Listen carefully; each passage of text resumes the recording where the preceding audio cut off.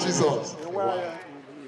What if the was there? Repeating in our body, or Sanaba, I would have if some dear pancake and the safety, and our boha, a bob and a mother tobble, I got to tend in Kerikane Krume. Umara Fuke, no number group, mother talk a hard about. Manaha thought is unconscious. Fuke is in a Muguana, cause and I'm just here. Fuka and Pope Jesus, my dream.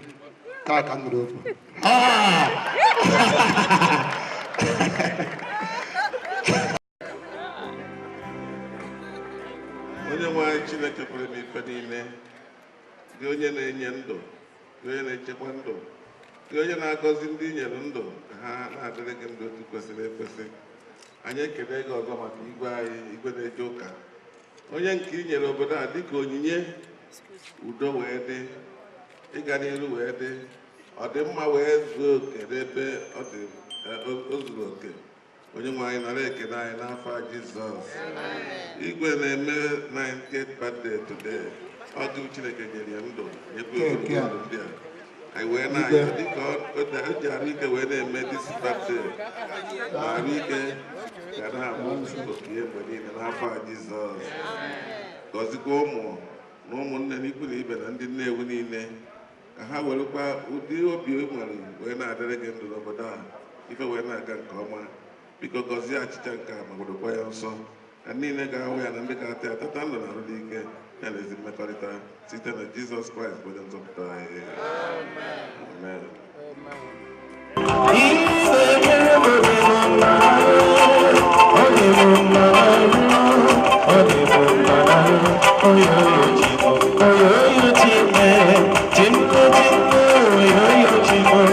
Chief Mrs. Julie Chin Alale, eze nwanyị Nnewi. Eze nwanyị ekene gị. Eze nwanyị Anedo. Okay, eze nwanyị Anedo anyị. Igwe Nnewi chiri m eze nwanyị Nnewi. Ana onwere onye ga-echi unless ma nwụrụ. Ndị be anyị chikwasịrị m eze nwanyị Anedo, so abụ m chief ụzọ na-abụ double barrel chief. Obi dị m mmadụ nne 90 years of 90 days. Oge si n'igwe be anyị na-eme ezigbo omume, Chukwu ji ime o ji wee dị ndụ. Ana unu na-afụ na o jiri mkpa aga. O jiri ugegbe anya afụ ụzọ na Chukwu ofuli ya n'anya. Anyị nwere aṅụrị. Ọ ga-achịka anyị nka. I'm Chief Dan Olasi, Okoisi of Nnewi, and Chairman of Igwe's Royal Cabinet. Okay. On the Ajuya, Aduko, okay now. And I educate to be them. Nanukun 90 years. Name 52 years on the throne. And I go on now, Obinati, or Taneshina Kene. I'm in a Kakaloka, and if a bishop. I chikotareka. Afambu Iche Mike Ejezie. Ọmụ abụọ nwa ihe ala. Abịa m tata na Igwe Orizu na-eme 90th birthday ya. Nọlụ 90 years ọdụ ofele. Babata nji wee jekwe Igwe n'aka na-ekpekwa n'ekpere n'ime obi m ka mụ alụkwe na 90. Mụnwa Prince IG Ude Okeke. Afọ otutu aka ezu nwa mmadụ. Nsọ aṅụrị nna anyị nwanne nwoke 90 years ọdụrụ ofere ngozi.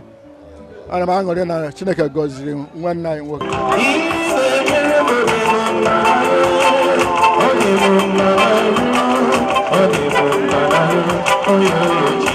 Oh,